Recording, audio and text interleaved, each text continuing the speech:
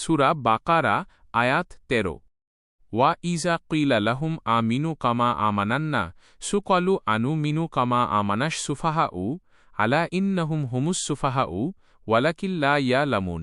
অর্থ, আর যখন তাদের বলা হয় তোমরা ঈমান আনো যেমন অন্য মানুষরা ঈমান এনেছে, তারা বলে আমরা কি নির্বোধদের মতো ঈমান আনব?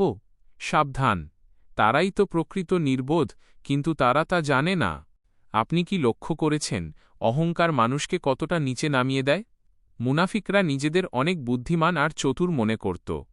সাহাবিগণ যখন নিঃস্বার্থভাবে আল্লাহ ও তাঁর রাসূলের জন্য নিজেদের জীবন ও সম্পদ উৎসর্গ করতেন, তখন মুনাফিকরা তাদের নির্বোধ বলে উপহাস করত।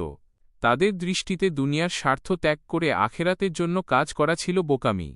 কিন্তু আল্লাহ এই আয়াতে তাদের সেই অহংকারকে চূর্ণ করে দিয়েছেন। আল্লাহ বলছেন, আসল নির্বোধ সাহাবিগণ নন, বরং এই মুনাফিকরাই হল প্রকৃত নির্বোধ।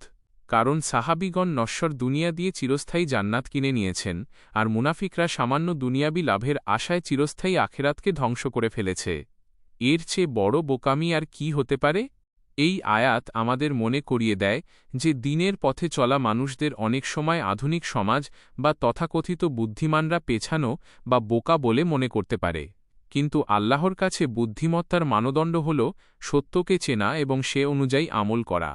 আমরা যেন কখনো দুনিয়াবী বুদ্ধির লোভে পড়ে আখেরাতের আসল লাভ থেকে বঞ্চিত না হই। আল্লাহ আমাদের সাহাবীদের মতো নিখাদ ঈমান নসিব করুন। ভিডিওটি ভালো লাগলে লাইক দিন এবং এই দ্বীনি আলোচনা অন্যদের কাছে পৌঁছে দিতে সাবস্ক্রাইব করে সাথেই থাকুন। আমি ইমরান পাশে আছি আপনাদের সাথে। দেখা হবে কোনো এক নেক্সট ভিডিওতে। আল্লাহ হাফেজ। সূরা বাকারা